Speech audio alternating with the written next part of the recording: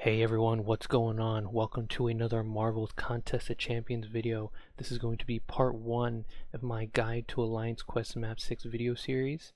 If you're new to my channel, my name is Kahns, and let's get started.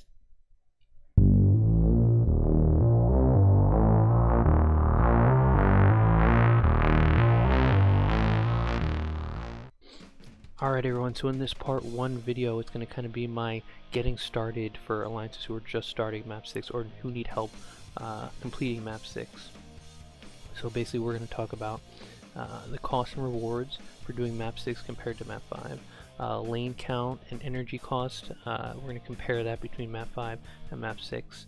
We're also going to talk about how to properly assign your paths in map 6 as opposed to how you would have done in map 5.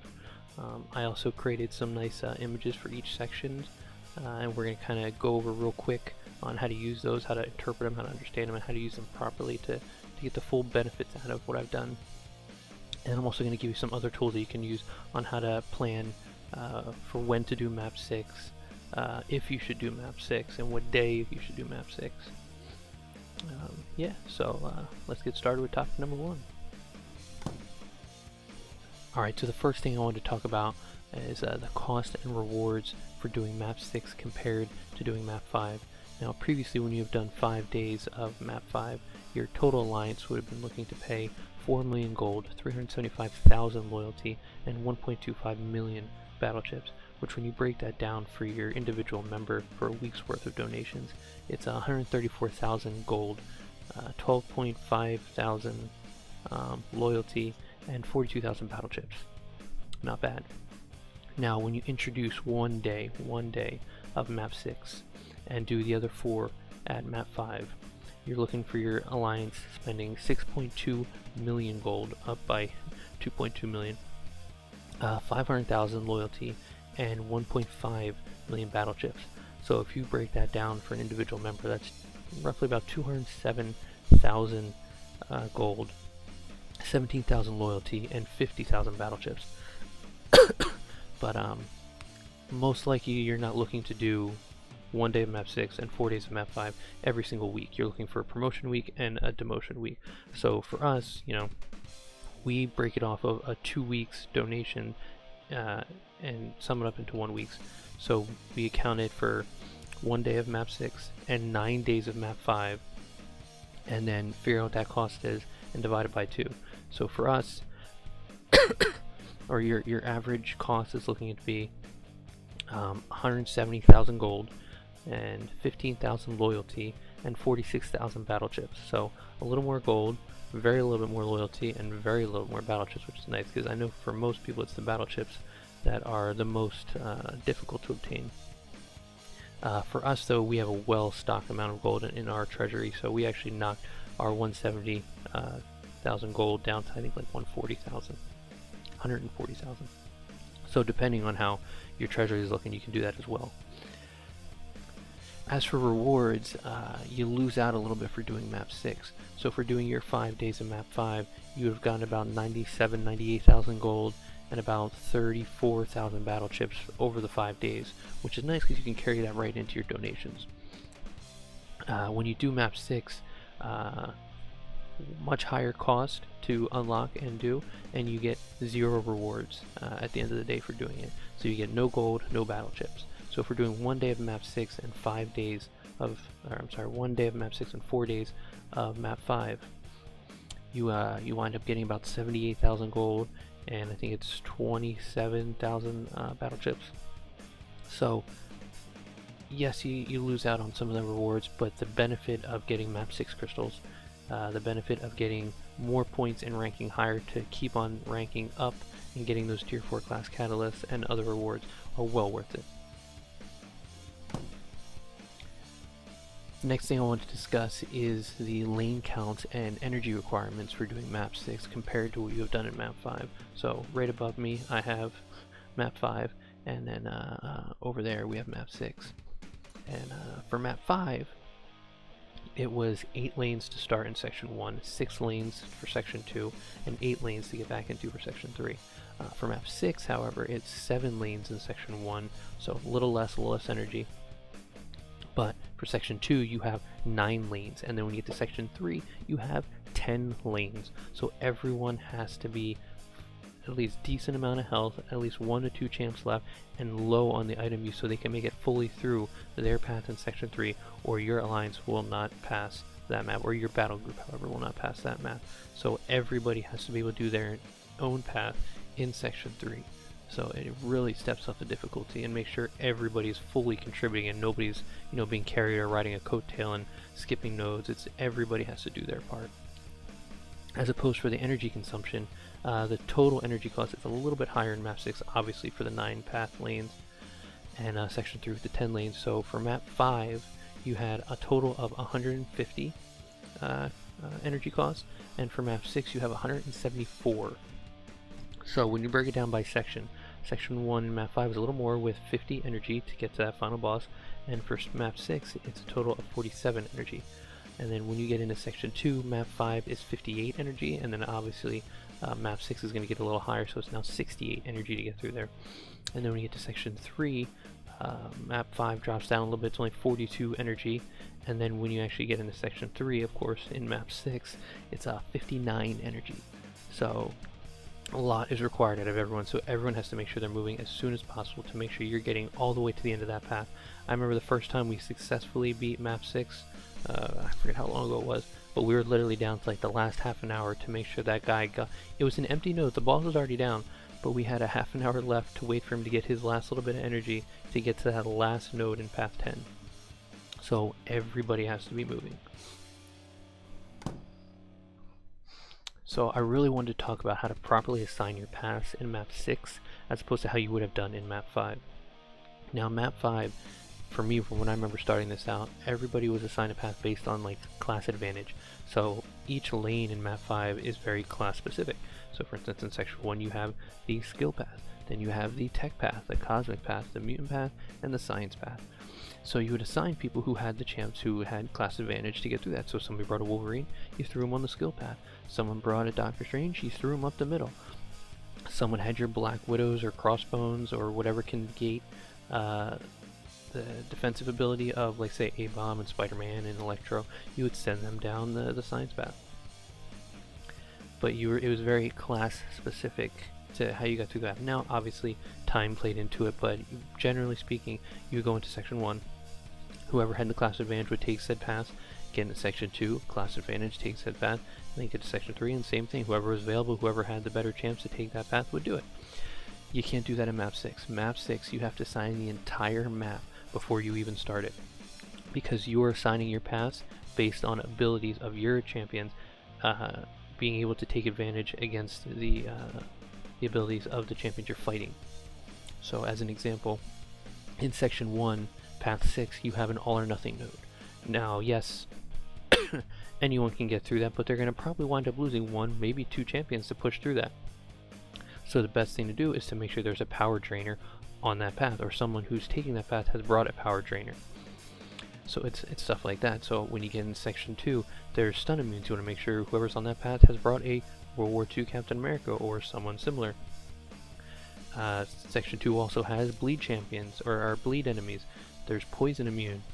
There's, like I said, there's the stun immune.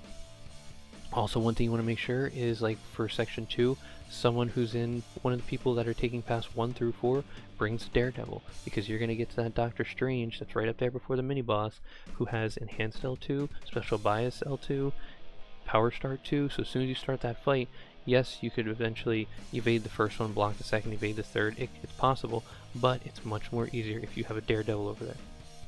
Section 3, again, you have a poison path, 2 bleed paths with the caltrops. You have stun immune, you have an Electro up there, you have a power, an all or nothing, a path with an all or nothing and some power gains, so you want a power drain over there. You also have a starburst path, so you want to make sure you have some heavy hitters or some really good regens to go through that map, or at least that lane.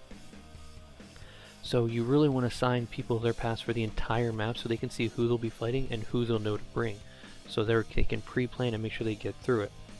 Now obviously you'll know, you can figure out who can bring bleed immune, who can bring poison immune, who can bring your power drainers, and then you kind of fit everybody in based on who they can bring, who's their higher champions that can be each part of the map.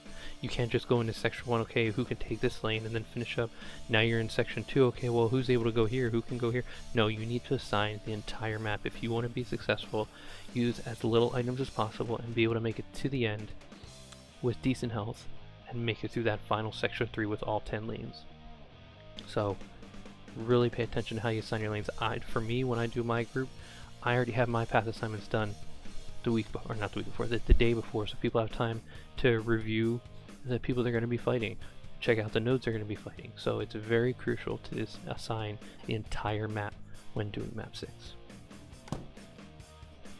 Alright, so I'm really excited to talk about this section here, because when we first started map 6, way back when, it was actually on accident. One of our officers accidentally started map 6. It's now a big joke. It's now a verb, you know, or an action. You know, hey, you pulled. I'm not gonna say his name. I don't want to, you know.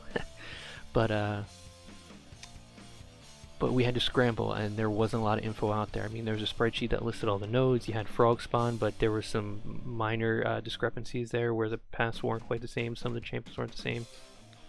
So there wasn't a lot of information out there to help get through the map successfully. So I real quick whipped up these individual path section images, and then from there I've now made full-on, you know, one-stop shop individual section maps or section guides, whatever you want to call them, that, you know, give you energy efficiencies, the path requirements, suggested champs to bring based on who's on each path and which nodes and which abilities, and of course the entire map that shows every single opponent, all their node buffs. There's linked node arrows, your bosses, so they're really nice. So hopefully by the time you all get this video, all this stuff will be in the info bot if you have access to it. If not, I'll leave links in the description for these images just so you can get them. And so if you do have the info bot, similar to how you would get your map 5 maps, you do, you know, type in AQ5, you get that nice thumbnail image that has Cyclops and the Kahns, and you can choose alpha or numeric path assignments, whatever your alliance prefers. You're going to see this image if you search AQ6. And then when you click on your respective section, so say you're going to do section 1 numeric, you will then get prompted with this map. So here's my lovely map that I created, and all of them look very similar to this. It's just it's different depending on what section you're looking at. And I figured I wanted to take the time a little bit to kind of go through each part so everyone can understand what I've did, what I've made, and what I've created, and help you interpret this so you can really use it to take advantage of map 6. So obviously you have your full-on section. It has all the node identifiers. There's linked node arrows. It shows what champion's there. It shows their class. You have the empty nodes. Of course, the boss. Down here in the bottom, you have your node identifiers. Your path identifiers, so you know which path is which color. Then in the top right here, we have section requirements, energy efficiency, and suggested champions. So the purpose of these pieces, and it's going to differ for each section, is basically the section requirements is what you need in that section to be able to get through that part. Now, for instance, section 1, all other 6 paths, 1, 2, 3, 4, 5, and 7, can basically be done with any champion. There is a Thorns node that you can have to make sure there's a Black Widow, Crossbones, or somebody there, Electra. There's also an Electra over on the left to make sure you want to conquer. But the main thing that would eat up your thing is there's an all or nothing node on path 6. So you want to make sure that somebody has a power drainer for that path. So that's basically what this means. It's a section requirements to make sure that you can get through that section with a little item usage. So for instance, for when you get into the section 2, this box you're going to see path 1 and 2 has poison immune. I believe it's path 7 has a power drain, or has another all or nothing. And then 8 and 9 are bleed immunes. So you'll see something like that. The next one here is energy efficiency. I basically typed this up for Alliance for all 3 sections. Now this is, I have a little disclaimer down there, basically stating that this is a generic best way to move within the section to get the most out of your energy to accomplish it as quickly as possible, because you really want to get the jump in section 1, and when you get down to section 3 you really want to make sure you're moving very smart so you can get to the end before the time runs out.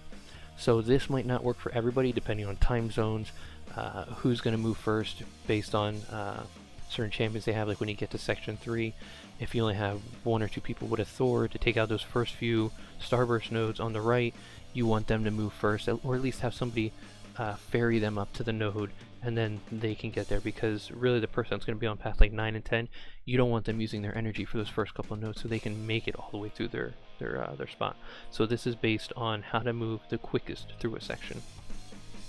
And then the suggested champions really gets into each path and identifies specific nodes where you really need specific champions or abilities to conquer them.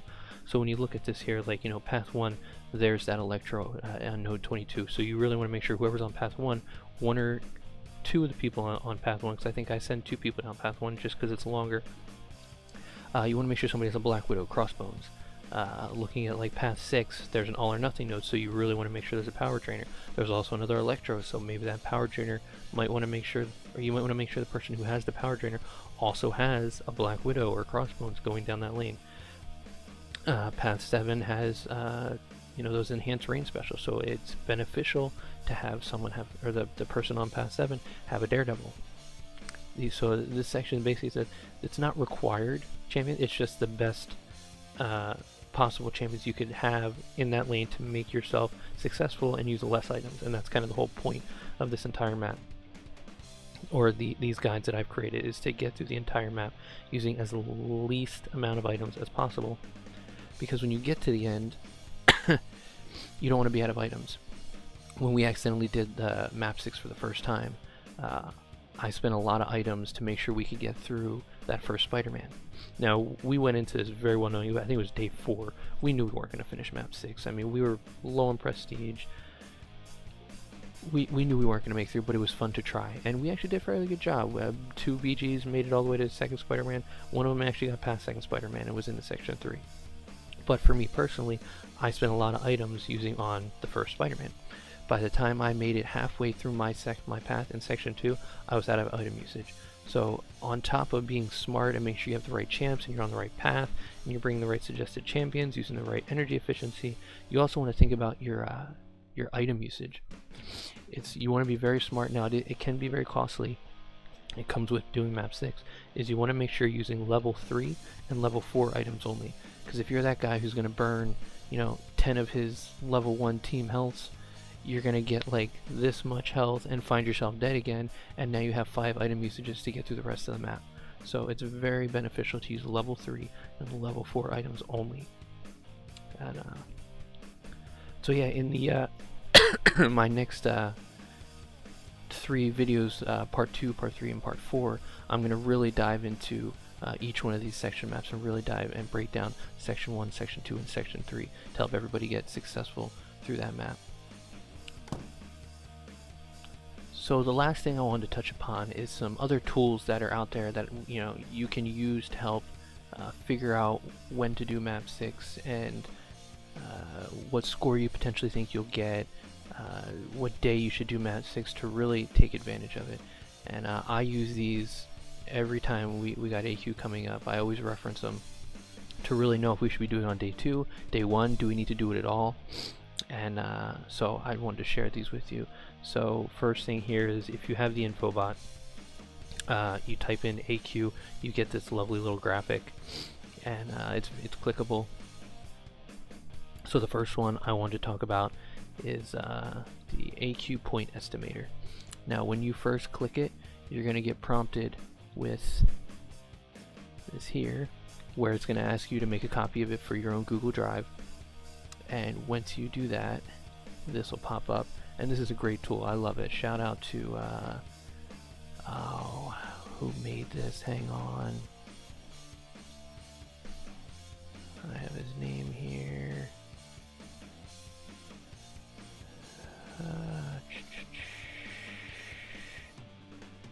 Where is it at? AQ Estimator. There it is. Rob Maddox. I mean, awesome tool we got going on here. So let's go back to Estimator here. Now, this is great. So basically you can pop in your starting prestige, so I'm just, 4,000 here, and then you can choose for all 5 days which map you're going to do, and then it populates you an estimated AQ score, and these are fairly accurate. Now granted, you'd have to, if you want to really get a perfect outcome score, is you'd have to tweak your actual starting prestige each day, because if people are ranking up during the AQ series, which is very helpful and welcomed, and hopefully you guys push for it, that your score is going to be greater than what this will actually show. But the purpose of this tool is, so say we're looking at doing, we just hit 4,000 prestige. I forget where we're at now.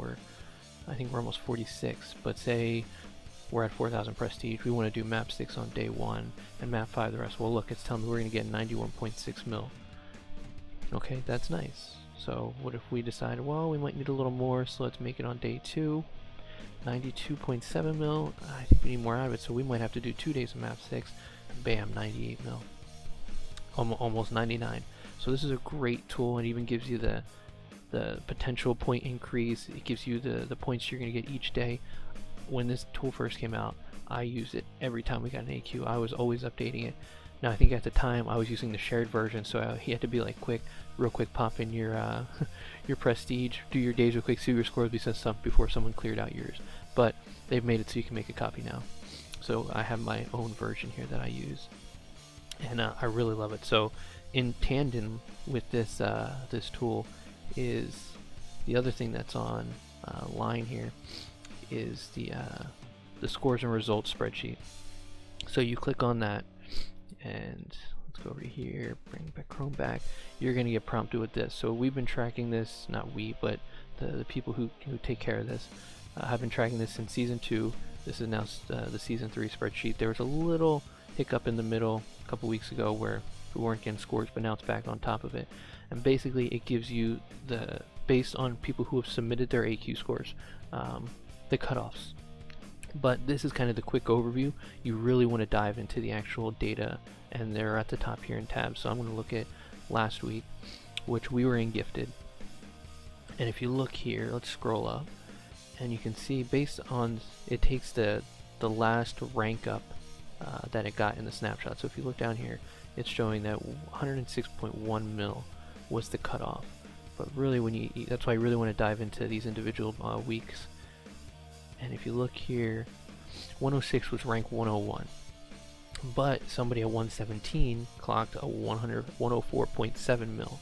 So that probably puts 115, the cutoff, probably about 105 mil. So using that, you can then see, where you need to score in order to get there. So if and you always want to look back 2 weeks, because you're not fighting against the same people that just did it. So say you're going into gifted this week, you're going to want to look at week 26 to see how people scored. So we go up here, let's say we're in gifted. Let's see, rank 111 got 99.1 mil. So I'm going to look back, and this is really kind of hard to do because there's no data for 2 weeks prior to that. And also we've had the patch 12 where prestige was increased across all champions. So right now it's a little hard to predict. But looking at 26, so you want to account for inflation. I mean, generally it was going up like 2 mil, every 2 weeks. So, but basically you want to, looking at this, you can tell that 99.1 mil was able to rank out of gifted last 2 weeks ago. So my starting prestige needs to be at least more than 99 mil. So then I shoot back to my estimator over here, and I'm looking down, and wow, we're only 2 days of map 6 at 4,000 prestige. We're only going to hit 98.9 mil. So either bite the bullet, okay, at our prestige we're not going to rank, and we're just going to have to, maybe we'll just do map 5 all week, rank down, and hopefully be able to boost our prestige. Or we're going to be ambitious and go another day, and wow, look at that, doing day 3 took us to 107 mil. Crazy. So you now know you need to do 3 days of map 6 just to be able to rank up at a gifted, and 107 compared to 109 mil where it was 2 weeks ago should be more than enough at this point. But who knows, these scores are crazy with all this prestige increase. But yeah, so like I said, I use both of these tools whenever we're going into AQ to really understand what we need to do as an alliance to make sure we can rank up at a gifted and get that coveted tier 4 class cat. But yeah, so I hope this video is helpful. Like I said, this is part 1. This was just kind of the getting started. Like I said, all the stuff I showed here, I'll make sure it's in the description. So if you don't have the info bot, I strongly urge you to get it because it's a great tool to use. You just need the Line app. The people who work on it are fantastic and do a lot of work for the community. Yeah, so like I said, I got 3 more videos coming up next. Part 2 is going to be section 1, part 3 is going to be section 2, part 4 is going to be section 3, and really going to dive into each section and kind of what you need, go through the nodes, each lane, what is best to kind of bring. We're going to talk about suggested champions, we're going to look at the energy efficiency, the requirements for that, and then each node for that entire map. So if you like these videos, you like how the maps look, you want to know more, hit subscribe so that way you can see the next 3 I'm putting out there. And you know, I really want some feedback, so leave a comment, you know, share this with your friends, you know, especially if they don't have the Line app. And yeah, thanks for sticking around. Like I said, if you're new to my channel, thanks for watching. My name's Kahns, and I'll see you guys in the next video. Later.